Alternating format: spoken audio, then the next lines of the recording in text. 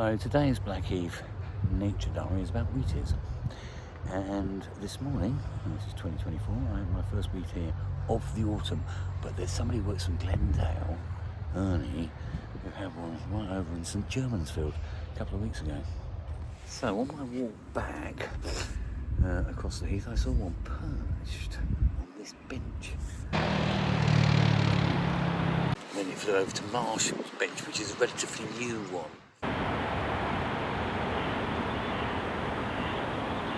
See, the crows like Marshall's bench.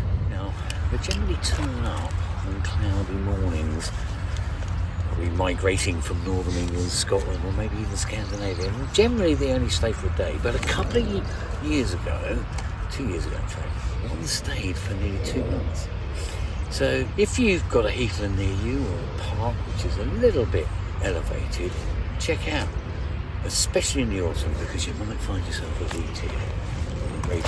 Now, it's not only wheatears that turn up, actually Whinchats, which is another migrant. I had one of those 2 years ago. Get one a year generally, sometimes in the spring, sometimes in the autumn.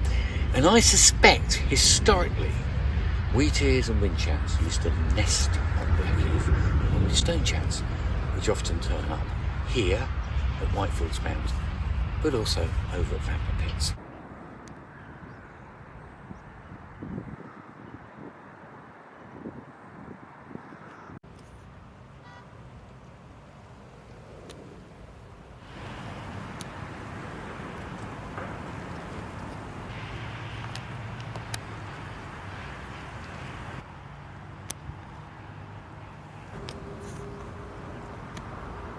So maybe this one will stay around, and if you're watching this video and you get over to Whitefields Mound, you might see it. Bit of nature right in the heart of inner London.